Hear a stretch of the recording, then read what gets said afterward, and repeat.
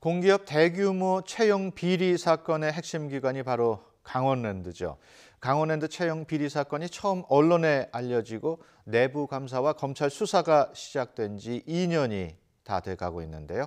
수사는 어떻게 진행되고 있는지 지환 기자가 보도합니다. 5년 전 강원랜드 채용 비리 사건과 관련해 지역구 의원인 자유한국당 염동열 의원이 최근 검찰 2차 소환에도 응하지 않았습니다.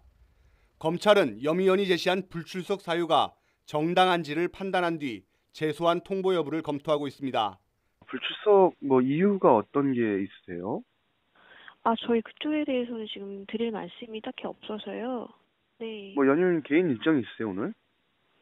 주사들 그쪽에 대해서 저희가 드릴 말씀이 딱히 없습니다. 이미 염 의원의 보좌관인 47살 박모 씨는 구체적인 채용 청탁 혐의가 드러나 구속된 상태. 의원실로 명단이 넘어온 20여 명을 뽑아달라고 요구하는 과정에서 이를 거절한 강원랜드 인사팀장에게 두고 보자며 협박까지 했고 강원랜드는 면접 점수까지 고쳐가며 이들을 합격시켰습니다. 결국 염 의원에 대한 검찰 조사는 의원실에서 한 대규모 채용 청탁이 과연 보좌관의 독단적인 행동인지 국회의원이 직접 관여한 것인지를 확인하는 과정이 될 것으로 보입니다.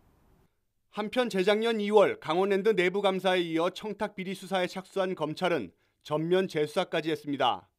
하지만 최영집 당시 강원랜드 사장과 청탁 과정에서 돈을 주고받은 자영업자 등 일부만을 기소하는 데 그쳤습니다. 특히 권성동 의원 등 청탁 파일에 이름이 올라온 정관계, 언론계 인사나 지역 유지, 강원랜드 간부 직원 등에 대한 조사는 이루어지지 못하고 있습니다.